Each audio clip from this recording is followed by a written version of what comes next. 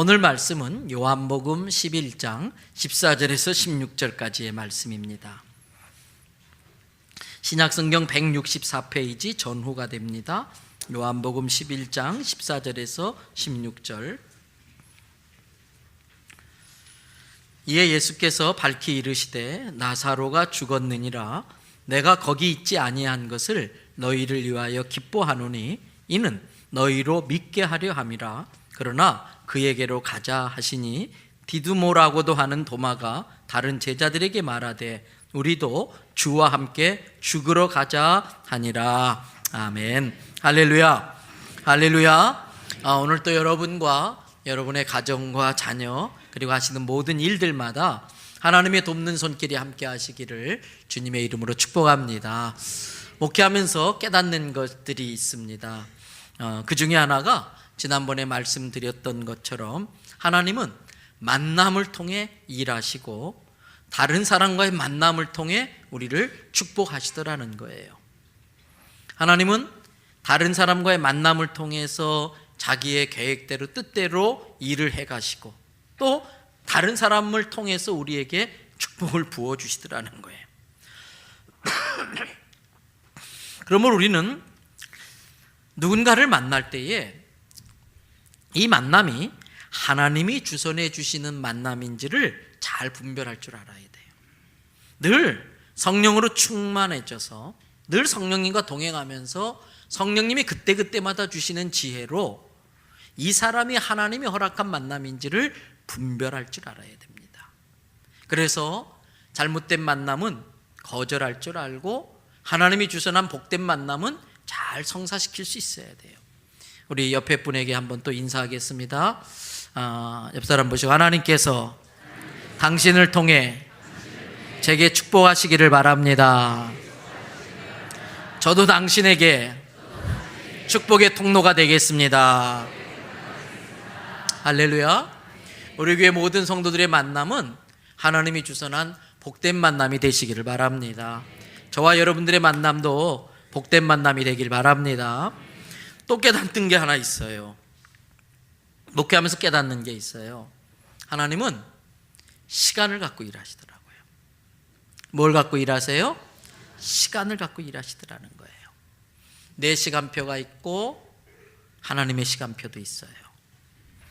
내 스케줄도 있지만 나를 향한 하나님의 스케줄도 있더라고요. 내 계획이 있고 하나님의 계획도 있어요. 신앙은 의지적으로 하나님의 시간표에 나를 맞추는 겁니다. 신앙은 의지적으로 하나님의 스케줄을 믿음으로 따라가는 것입니다. 신앙은 의지적으로 하나님의 계획 앞에 내 계획을 포기하는 거예요. 종종 말씀드립니다. 신앙은 주인을 바꾸는 겁니다. 주인을 바꾸는 거예요. 우리가 예수님을 믿겠다고 할 때에 그동안은 내가 내 인생의 주인으로 살아왔지만 예수님을 마음의 주인으로 모시는 순간 우리는 나의 주인을 예수님으로 바꾸는 게 신앙이에요. 그래서 우리는 기도할 때마다 예수님을 부를 때에 뭐라고 부릅니까? 주님이라고 불러요.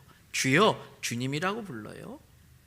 여러분 학자들마다 다른 의견이 있을 수 있지만 예수님은 완전한 하나님이시면서 완전한 인간이시기 때문에 크게 잘못될 것 같지는 않아요. 이 주인, 주여라고 하는 표현, 주님이라고 하는 표현은 뭐의 줄임말일까요? 주인님. 사람 인자 써서 주인님. 이것을 다르게 표현한다면 예수님이 나의 주인이라면 나는 예수님의 뭐라는 거예요?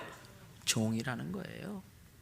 그래서 우리가 좀 더 실감나게 신앙생활 하려면 어쩌면 기도할 때에 주님, 주여 하는 것을 좀 풀어가지고 더 구체적으로 주인님이라고 해야 더 우리가 잘 종으로서의 태도를 갖추게 될 것 같아요. 예수님이 나의 주인입니다, 주님입니다 고백하면 나는 주님의 종이라는 뜻입니다. 그런데 아십니까? 종은 자기 시간표가 없어요. 종은 주인이 짜주는 시간표에 따라 움직이는 겁니다. 종은 주인의 스케줄에 자기 스케줄을 맞춰야 돼요. 여러분, 신앙은 주인의 시간표에 나를 맞추는 거지요. 오늘 본문인 요한복음 11장은 죽은 나사로가 예수님의 능력으로 다시 살아나는 그러한 내용이 나와요. 우리가 잘 알고 있는 내용이에요. 본문에 나오는 나사로와 그의 두 여동생 마리아와 마르다의 가정은 예수님께서 아주 각별히 사랑했던 가정이었어요. 그런데 어느 날 이 가정에 큰 불행이 찾아와요. 오빠 나사로가 갑자기 중병에 걸려 죽게 된 겁니다. 두 여동생은 급히 예수님께 사람을 보냅니다. 왜? 현대의학으로는 못 고치지만 예수님은 고치실 거라고 하는 믿음이 두 여동생들에게 있었기 때문이에요. 그런데 평소 같으면 예수님께서 열일을 다 제쳐놓고 달려오셨을 텐데 딱히 이유도 없이 예수님이 지체를 하십니다. 그 사이에 오빠 나사로가 죽고 말았어요. 예수님의 기도도 한번 제대로 받아보지 못하고 죽은 겁니다. 이 오빠의 갑작스러운 죽음은 마리아와 마르다 두 자매에게 청천벽력 같은 일이고 하늘이 무너지고 땅이 꺼지는 것 같은 일이었었어요. 성경에 이 삼남매에 대한 부모의 이야기가 나오지 않아요. 그렇다면 이 삼남매는 아마 고아였을 거예요. 그 상황에서 오빠 나사로는 당연히 이 가정의 가장이고요, 이 가정을 다시 일으킬 희망이고요, 이 가정을 버텨내는 대들보였었을 거예요. 두 자매가 힘들 때는 오빠가 힘이 되어주고 위로하고 격려해주고 울타리가 되어주었을 거예요. 그런데 그 오빠가 갑자기 하루아침에 죽고 만 거예요. 싸늘한 시체로 그들 앞에 있는 거예요. 두 자매에게 너무나 절망스럽고 인생 최대의 위기가 찾아온 것이지요. 그렇습니다, 성도 여러분. 제가 목회하면서 보니까 저 집은 참 문제없겠다 생각되는 집도요, 아니더라고요. 참 하나님 정확하시고요, 참 하나님 공평하세요. 근심 걱정 염려 문제없는 집 단 한 건 정도 본 적이 없어요. 성도라고 환난과 시련을 당하지 않는 게 아닙니다. 내가 예수님을 잘 믿고 교회에 다닌다고 할지라도 내 삶 가운데 견디기 어려운 시련들이 이런저런 이유 때문에 늘 있기 마련이에요. 그러므로 진짜 성도라면 어떻게 하면 시련을 당하지 않고 어떻게 하면 이 세상을 편안하게 살 수 있을까, 그걸 생각하는 게 아니에요. 진짜 성도는 어떤 시련이 와도 믿음으로 그 시련을 이겨내서 하나님의 영광을 드러내고 그 시련을 주신 하나님의 뜻을 이루어드리고 또 그 시련 뒤에 허락하시는 하나님의 축복을 받는 기회로 만들 줄 알아야 할 줄로 믿습니다. 예수님을 믿지 않는 사람들에게 시련은 절망이고 마지막이고 끝입니다. 그러나 예수님을 믿는 우리들에게는 시련은 오히려 하나님의 사랑을 확인하는 계기가 되고 하나님의 능력을 체험할 수 있는 찬스가 되는 것이지요. 나의 신앙을 올곧게 올바르게 만들기 위한 하나님의 도구이므로 이 시험은 선택 과목이 아니라 필수 과목이 되는 것입니다. 그래서 죽은 믿음이 아니라 산 믿음을 가진 성도는 그 시련 때문에 오히려 믿음을 잃는 것이 아니라 믿음이 더 강해하여져서 그 시련을 내 축복의 기회로 바꾸어 버리는 거예요. 그렇다면 어떻게 내가 원치 않는 이 시련을 극복하고 오히려 그 과정을 통해 하나님의 영광을 드러내고 하나님의 뜻을 이루어드리고 더 큰 축복을 받을 수 있을까? 답은 믿음입니다. 답이 뭐라고요? 믿음이에요. 그래서 사도 바울은 로마서 5장 3절과 4절에서 이렇게 환난에 대해서 표현을 하고 있어요. 같이 한번 읽도록 하겠습니다. 다만 이뿐 아니라 우리가 환난 중에도 즐거워하나니 이는 환난은 인내를, 인내는 연단을, 연단은 소망을 이루는 줄 알미로다. 환난을 좋아할 사람이 누가 있어요? 환난을 환영할 사람이 어디 있어요? 그런데 사도 바울은 환난 당할 때 오히려 도리어 즐거워한다는 거예요. 왜? 그 환난을 잘 인내해내면은 내가 연단을 받는 과정을 통해서 강하게 되고, 내가 원하는 소망을 이룰 때까지 믿음으로 버틸 수 있게 이 환난을 통해서 내가 준비되어지기 때문에 오히려 환난이 닥치면 더 즐거워한다는 거예요. 믿음이 있는 사람만이 할 수 있는 고백이에요. 또 사도 바울은 로마서 8장 18절에서 이렇게 표현을 합니다. 또 한번 읽어보실까요? 생각하건대 현재의 고난은 장차 우리에게 나타날 영광과 비교할 수 없도다. 현재 우리 당하는 고난이 참 힘들고 어렵지만 그 고난을 잘 믿음으로 극복했을 때에 하나님께서 약속해 주신 영광은 지금의 고난과 비교할 수 없다는 거예요. 우리가 장차 받게 될 영광을 생각하면은 지금 당하는 고난은 아무것도 아니라는 거예요. 그래서 사도 바울은 이왕 져야 될 십자가라는 것은 안 질 수 없다는 것이에요. 그리고 피할 수 없고 내가 져야 되는 십자가라는 뜻이에요. 근데 이왕 져야 될 십자가라면 쓰게 지지 않고 달게 지겠다는 거예요. 왜? 이 고난 뒤에 주께서 예비하신 그 영광을 생각하면은 달게 질 수 있다는 거예요.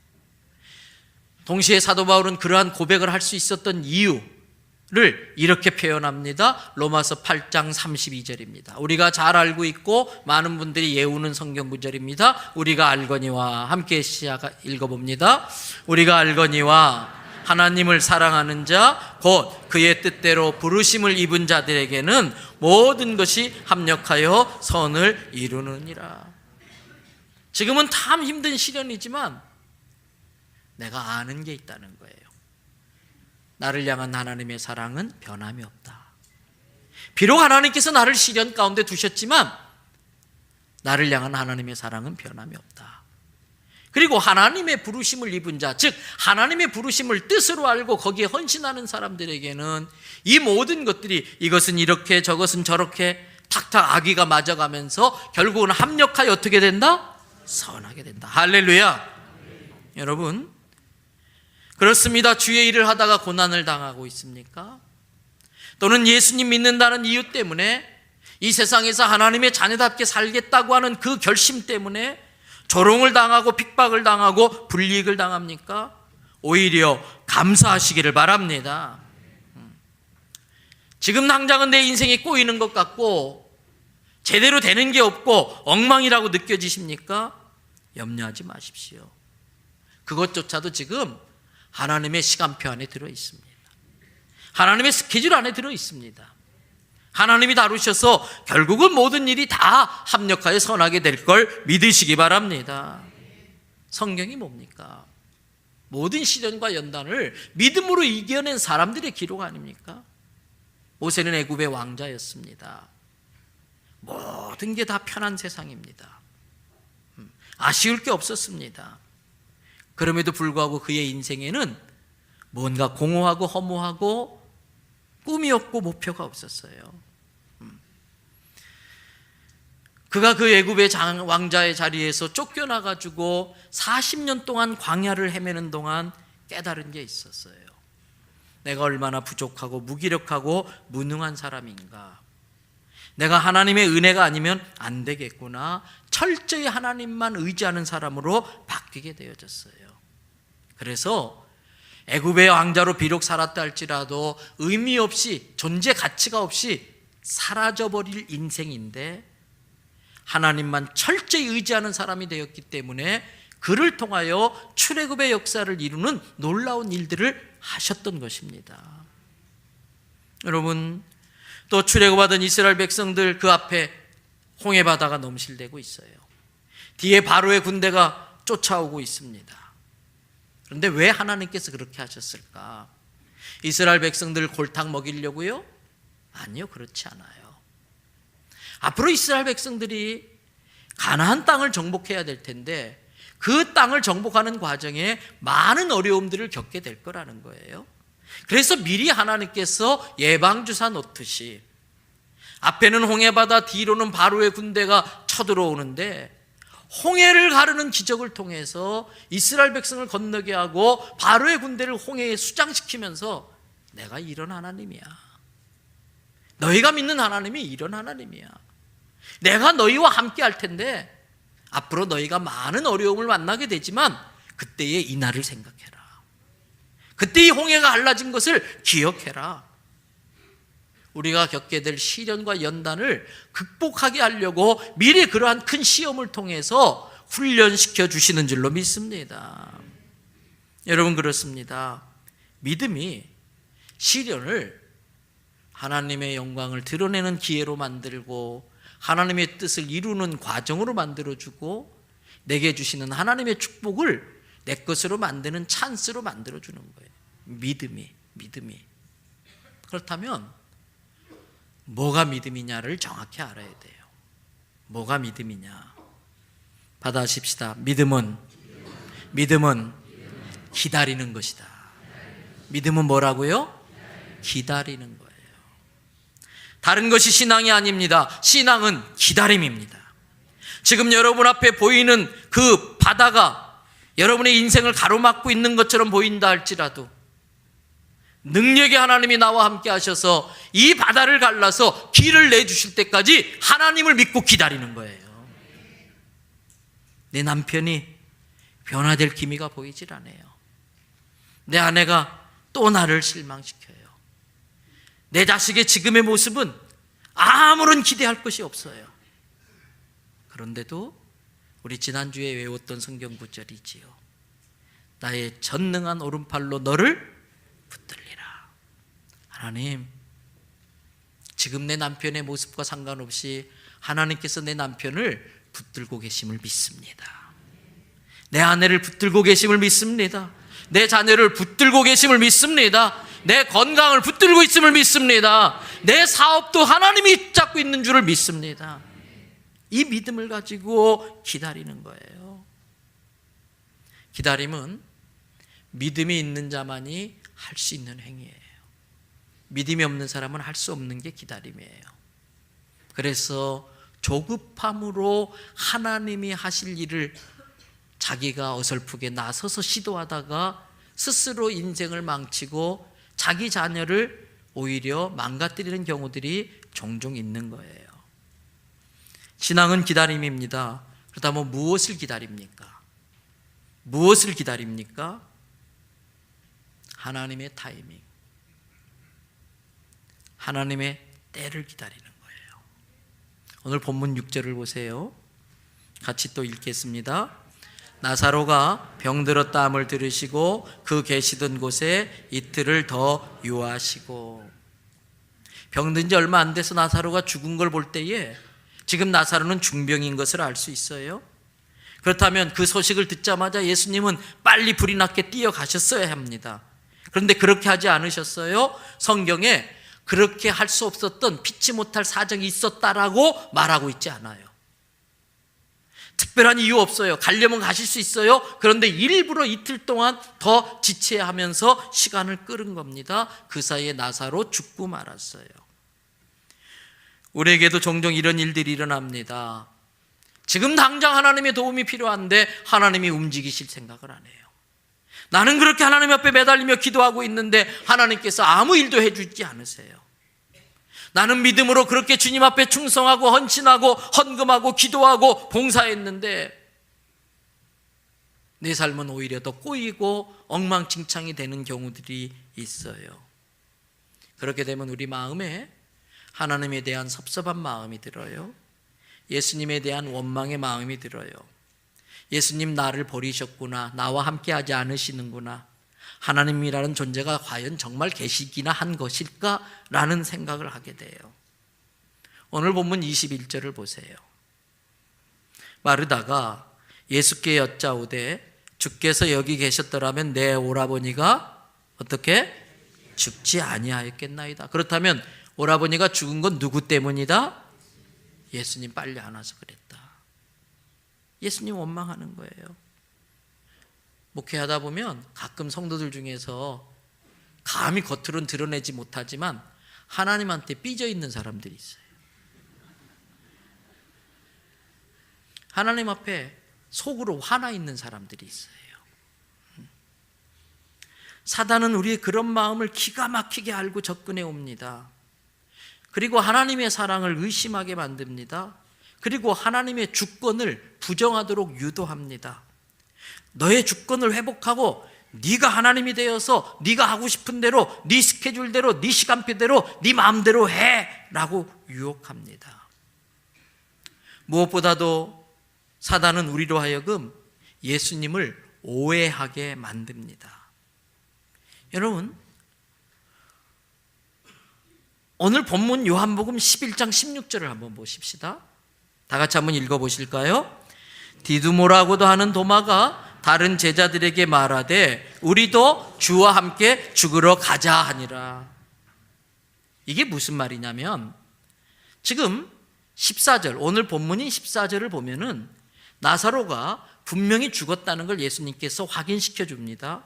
그리고 12절을 보면은 그런데 나사로가 죽는 그곳에 내가 있지 아니한 것을 너희를 위하여 오히려 내가 기뻐한다.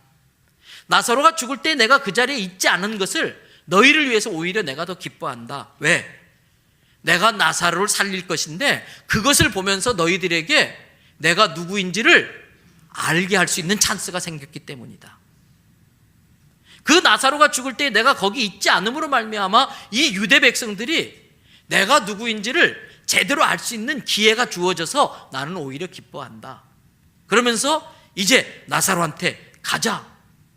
제자들이 예수님 죽은 지 나흘이나 지났대요. 예수님 벌써 시체가 썩기 시작했대요. 아니야, 내가 살릴 수 있어, 가자. 그 말에 제자들이 할 수 없이 따라가는데 원래 투덜이 스머프인 이 도마가요, 가끔 교회에도 투덜이 스머프가 있어요. 그런 사람들 얼굴 보면 파래요. 스머프가 뭔지 모르는 사람은 할 수 없고요. 이 투덜이 도마가요, 다른 제자들한테 이야기하는 겁니다. 자포자기한 심정으로. 아이고, 할 수 없다. 이제 다 끝났다. 우리도 죽으러 가자. 우리도 같이 죽으러 가자. 왜 이 말을 했는지 성경을 앞으로 한 장 넘겨서 10장 30절 31절을 봐야 이해할 수 있어요. 자, 다 같이 읽겠습니다. 나와 아버지는 하나이니라 하신데 유대인들이 다시 돌을 들어 치려 하거늘. 예수님께서 뭐라 그랬냐면 나와 하늘 아버지는 하나야. 곧 내가 하나님이라는 거예요. 그 말에 유대인들이 기겁을 한 겁니다. 그리고 돌을 들어서 예수님을 쳐서 죽이려고 하는 거예요. 신성 모독죄라는 거예요. 이런 유대인들의 분노를 아시고 예수님이 잠깐 빠지시는 거예요, 뒤로. 왜? 아직 때가 아니니까. 왜? 더 큰 사명이 있으니까. 어떤 사명?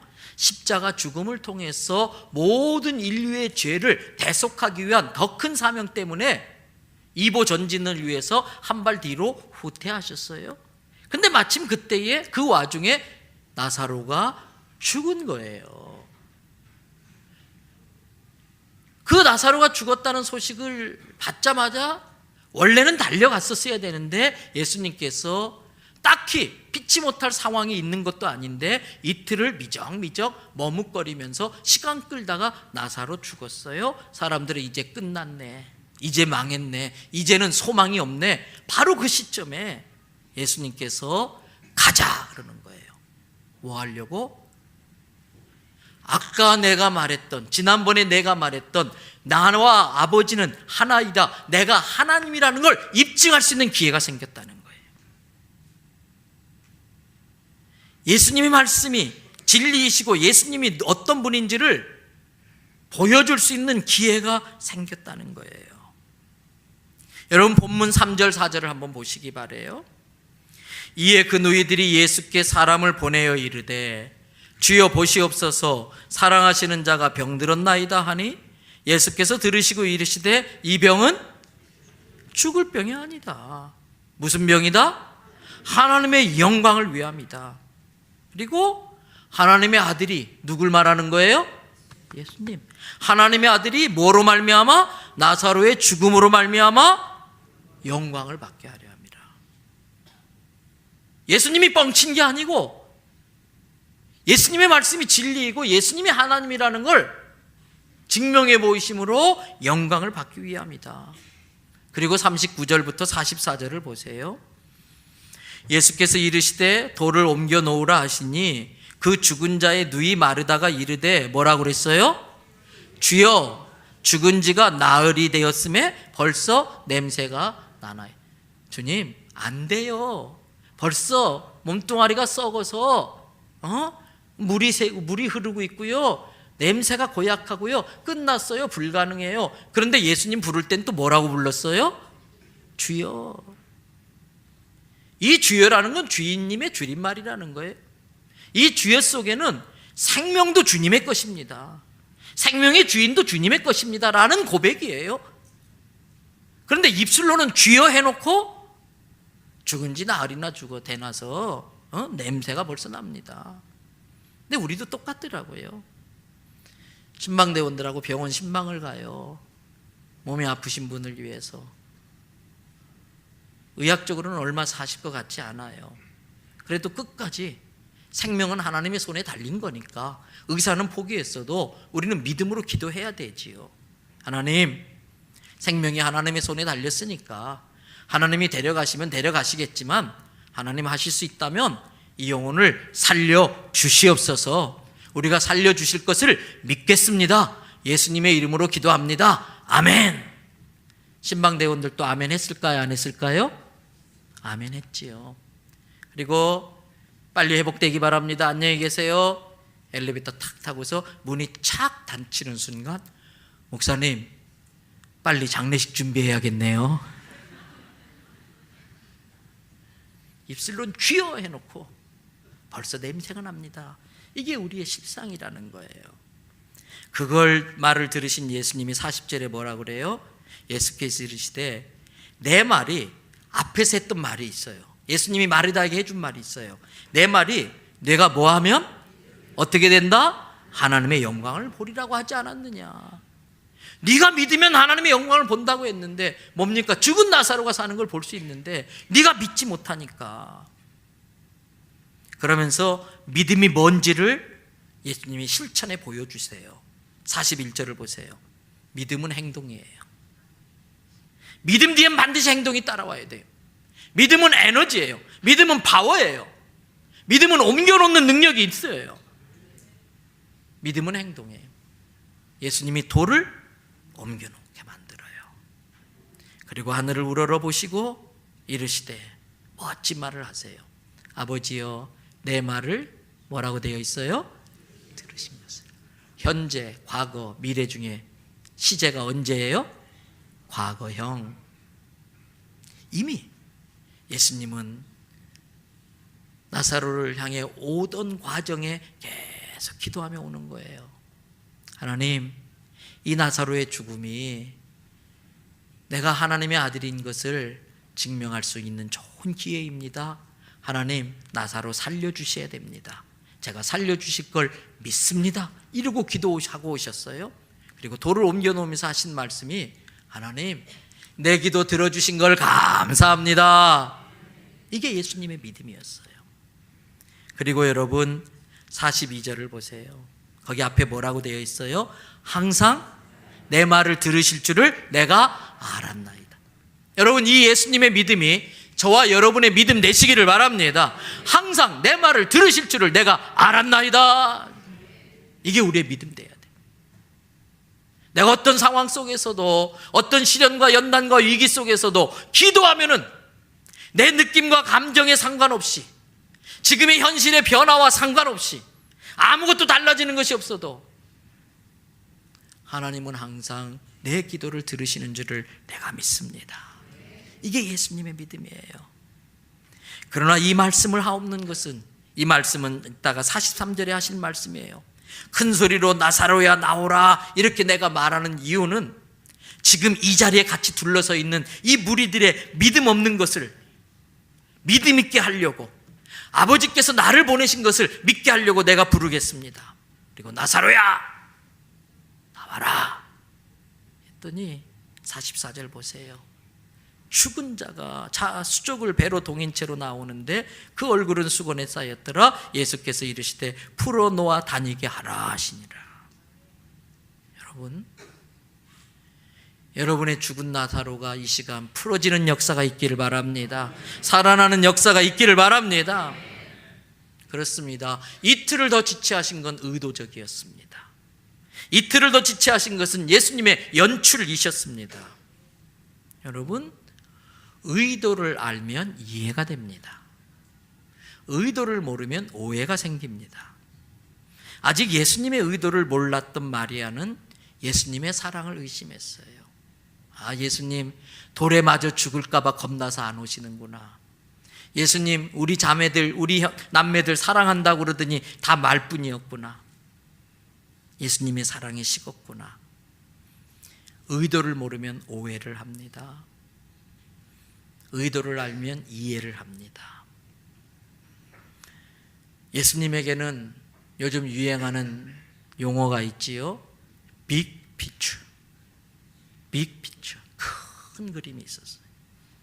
자신이 생명의 주인이신 하나님이신 것을 그 무리들에게 알려주고 믿고 구원받게 하려고 하는 큰 그림이 있었어요. 여러분, 내가 당하는 시련이 있습니까? 예수만 믿는다는 이유 때문에, 교회 다니는 이유 때문에 불이익을 당하고 조롱을 당하고 핍박을 당합니까? 믿음으로 받아들이시기 바랍니다.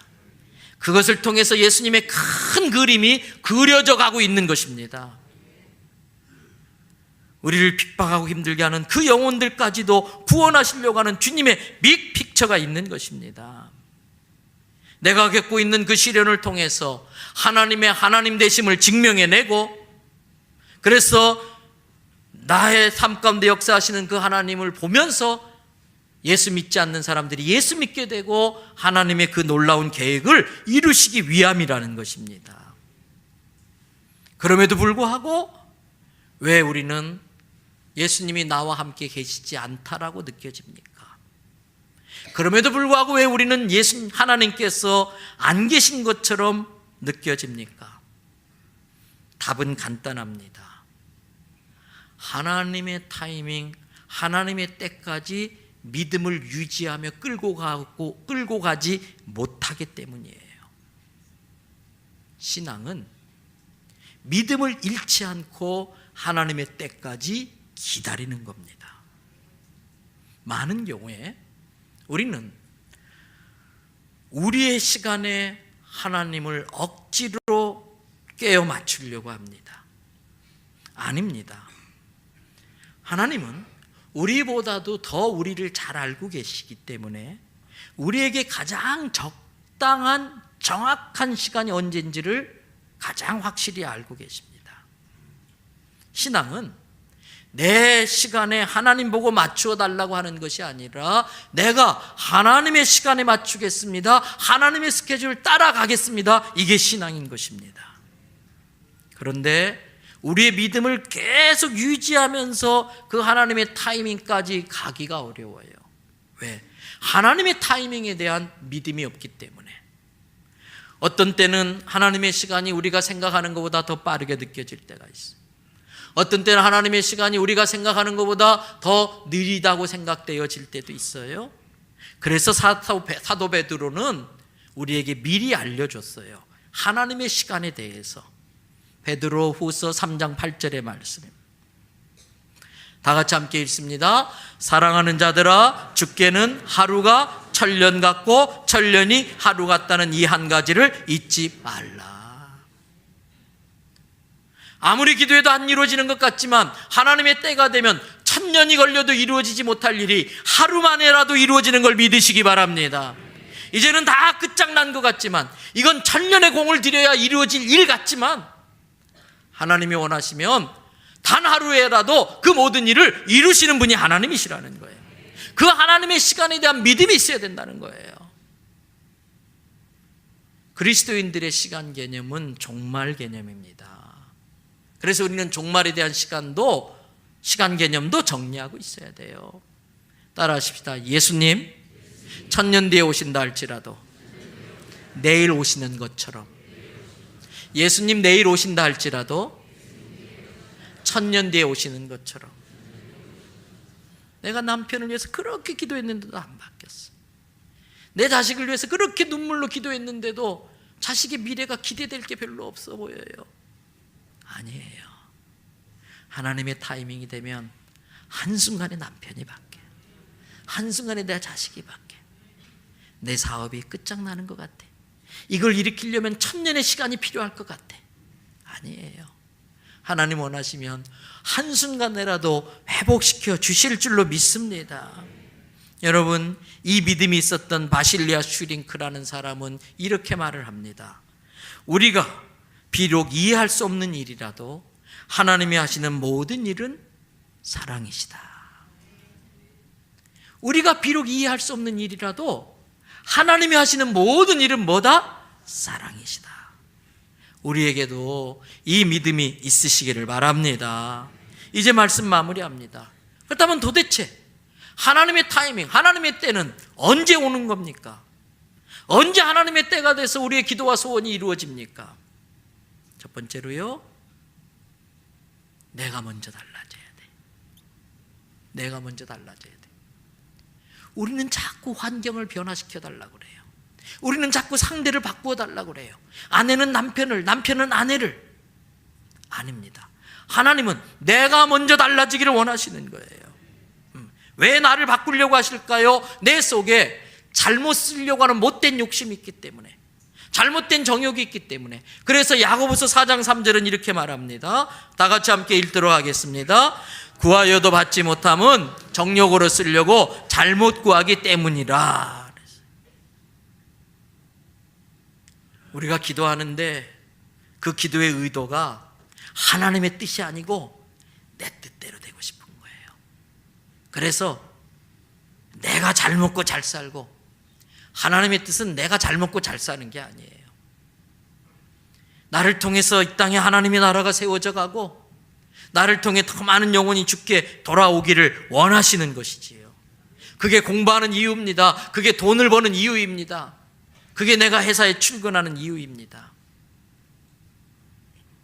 내가 하나님 앞에 원하는 것들이 잘못된 정욕으로 쓰려고 구하는 것들이 바뀌어져서 하나님의 뜻을 깨닫고 그 뜻을 이루기 위하여 구하게 되면 그때 비로소 이루어 주신다는 거예요. 두 번째, 언제 또 하나님의 때가 가까이 옵니까? 하나님은 우리의 믿음이 우리가 기도하는 것에 대한 우리가 기도하는 것에 대한 우리의 믿음이 성장할 때까지 기다려주세요. 기다리세요. 무슨 말일까? 기도는 그렇게 하는데 실은 믿음이 있는 건 아니에요. 기도는 그렇게 하지만 그 하는 기도에 대한 믿음이 있어서 그렇게 하는 건 아니에요. 믿음이 없어도 그냥 이렇게 하면 되겠지, 그걸 기도로 잘못 알고 있어요. 아니에요. 예수님은 분명히 말씀했습니다. 믿음으로 구한 건 반드시 받은 줄로 믿으라 그랬어요. 믿음으로 구하는 것이 기도이지, 그렇게 되면 좋겠다, 그건 소원이에요. 기도가 아니고. 이렇게 이루어지면 되겠다, 좋겠다, 그건 희망사항이지 믿음이 아니에요. 믿음은 정말 그렇게 되는 걸 믿는 것이에요. 하나님은 하나님의 살아계심을 증명해 보이시기 위해서 진짜 하나님이 원하는 수준의 믿음을 가진 사람에게 그 믿음대로 되게 해주는 거예요. 때문에 우리가 설령 그렇게 기도한다 할지라도 아직 그 기도하는 것에 대한 믿음이 있는 건 아니기 때문에 그 믿음이 자랄 때까지 하나님은 기다리고 계시는 겁니다. 그래서 신앙생활에 있어서 이 믿음이 그렇게 중요해요. 야고보서 1장 6절과 7절의 말씀을 보세요. 다 같이 한번 읽겠습니다. 오직 믿음으로 구하고 조금도 의심하지 말라. 의심하는 자는 마치 바람에 밀려 요동하는 바닷물결 같으니 이런 사람은 무엇이든지 주께 얻기를 생각하지 말라. 그러므로 여러분, 왜 기도하는데 응답해 주지 않느냐고 따질 것이 아니라 내가 기도하는 것에 대한 진짜 믿음이 있느냐, 내가 그렇게 기도하는데 진짜 산 믿음으로 기도하느냐, 자기의 믿음을 점검하셔야 돼요. 그리고 믿음을 키우셔야 돼요. 하나님께 인정받을 만한 믿음이 생기면 하나님은 반드시 이루어 주세요. 때로 하나님은 우리로 하여금 하나님만 의지할 수밖에 없도록 모세를 광야로 몰아낸 것처럼 우리를 막다른 골목으로 몰아가기도 하세요. 그때는 죽을 맛이지요. 죽을 지경이지요. 근데 하나님께서 양손 양발 다 들도록 항복하게 만들도록 문을 다 막아가지고 막다른 골목으로 이끌어 가세요. 그때 우리는 낙심하고 주저앉고 절망하고 믿음을 포기하면 큰일 나는 거예요. 그때야말로 믿음이 필요한데, 그때야말로 하나님만 믿는 믿음을 세워야 될 때인 것입니다. 여러분, 우리의 믿음이 그렇게 생겨나고 자라나게 되면, 하나님께 인정받는 믿음이 되면 반드시 구하는 것이 이루어지는 걸 믿으시기를 바랍니다.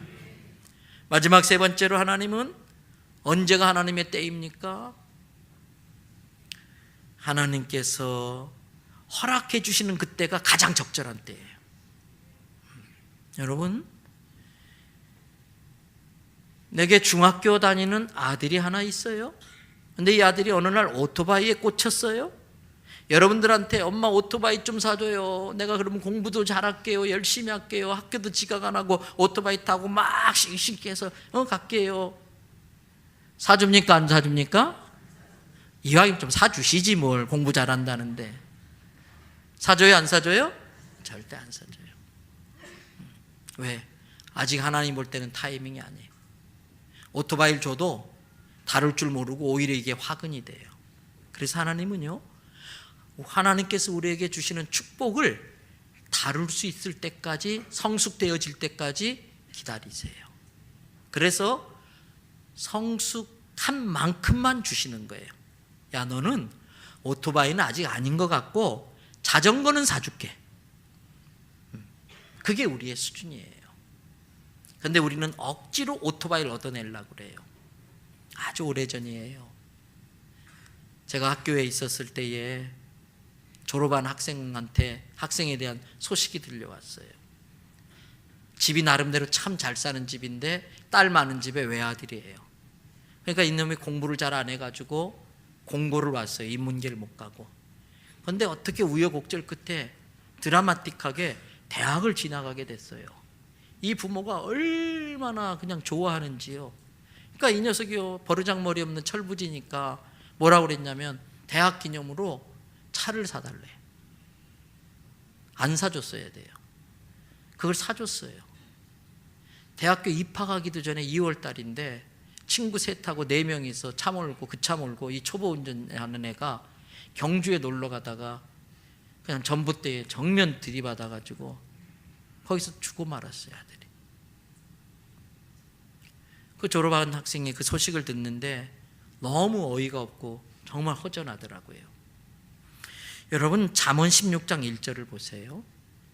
마음의 경영은 누구한테 있어요? 자기가 마음속으로 이건 이렇게 하겠다 저렇게 하겠다 막 회사를 경영하고 막 뭔가를 경영할 수 있어요.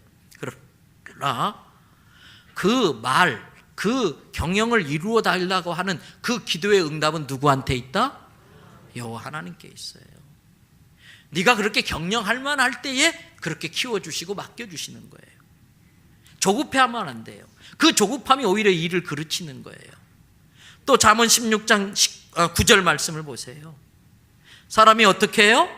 마음으로 자기 길을 계획할지라도 그 걸음을 인도하는 분은 누구다? 여호와 하나님. 내가 아무리 계획 세워도요, 하나님이 길을 열어주시고 다리를 놔주시고 인도해 주시지 않으면 소용없다는 거예요. 말씀 마치십시다. 두 자매의 생각에 지금이라고 생각했어요. 그러나 하나님은 아직이라고 말씀하세요. 두 자매는 지금 예수님이 오시는 게 하나님의 뜻이라고 생각했지만, 적절한 때라고 생각했지만, 예수님은 이틀 더 있다 가는 게 더 큰 하나님의 영광을 드러낼 수 있는 적절한 찬스라는 거예요. 여러분, 그러므로 나의 나사로가 죽었다고 실망할 필요 없어요. 내 사업에서 썩는 냄새가 난다고 절망할 필요가 없어요. 내 자녀의 인생에서 생명의 느낌이 느껴지는 게 아니고 점점 더 망가지고 죽어가는 냄새가 난다고 포기할 필요 없어요. 하나님은 죽은 자도 살려내시는 하나님이시기 때문에 그래요. 오히려 죽은 나의 나사로를 통해서 하나님의 능력을 경험하고 하나님의 뜻을 이루어드리고 하나님의 축복을 만드는 기회로 삼아야 되는 거예요. 그게 신앙이에요. 지금 당장 기도가 이루어지지 않는다고 절망하지 마십시오. 오히려 하나님의 때에 맞추는 훈련을 하시기를 바랍니다. 그러면 결국은 나사로는 살아납니다. 신앙은 기다림입니다. 내 아버지 되시는 하나님이시기 때문에 자녀된 나에게 언제나 가장 좋은 걸 주신다는 믿음, 그럼에도 불구하고 지금 주시지 않는 것은 하나님이 내게 언제 가장 유익한 때인지를 나는 모르지만 하나님은 알고 계시고 내가 보지 못하는 더 큰 그림을 그리고 계시다는 걸 믿는 믿음으로 천년을 하루같이 기다릴 줄 아는 저와 여러분들 되시기를 주님의 이름으로 축복합니다. 같이 기도하시겠습니다.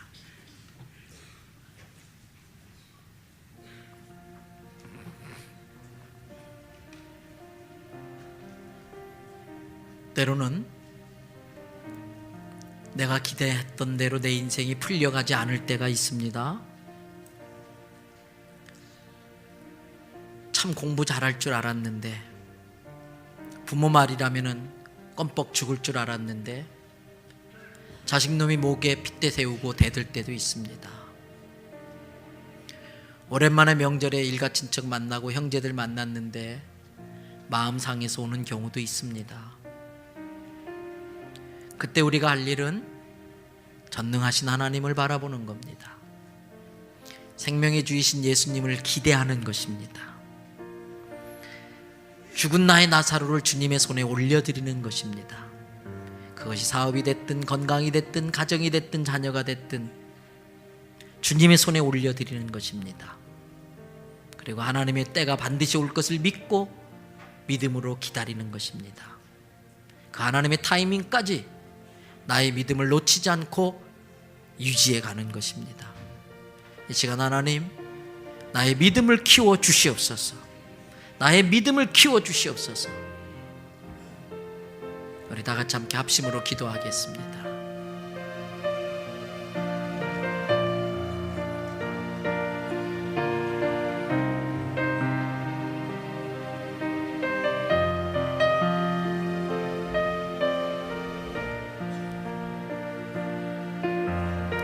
하나님, 지난날에도 그러셨지요.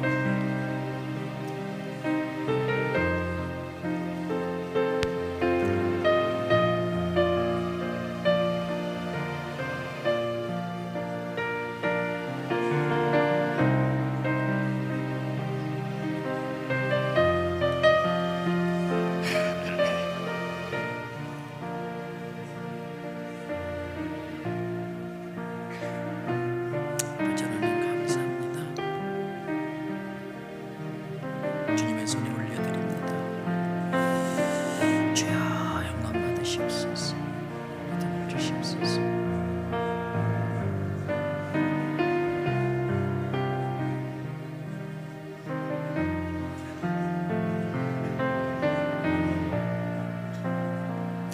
은혜로우신 아버지 하나님, 지난날 내 인생의 홍해를 갈라주신 하나님은 여전히 살아계신 하나님이시고 여전히 나의 아버지이시고 여전히 나와 함께 하시고 여전히 그 권능의 팔로 나를 붙잡아 주시는 줄로 믿습니다. 지금 당장 내 눈앞엔 죽어 있는 것으로 보이지만 주님의 때가 되어 주님 오시면 죽어가는 내 건강도, 무너져가는 내 가정도, 서서히 기울어져가는 내 사업과 생업도, 그리고 더 이상 기대할 것이 없어 보이는 내 자녀도 주님은 천년에 걸쳐 이루어질 그 일을 한순간에도 이루실 줄을 믿습니다. 주님, 내 눈에 천년처럼 보이는 그 시간이 참 길어 보이지만 하나님을 믿는 믿음으로 하루처럼 보낼 수 있는 우리가 되게 하여 주시옵소서. 주님의 은혜가 필요합니다. 우리의 죽은 나사로를 주님께 올려드리는 믿음이 필요합니다. 이 시간 주님께 맡기겠사오니 살려주시옵소서, 회복시켜 주시옵소서, 일으켜 주시옵소서, 합력하여 선을 이루어 주시옵소서. 이 시간 조국 대한민국을 주님의 손에 올립니다. 우리가 무언가를 가지고 이루어낸 것이 아닙니다.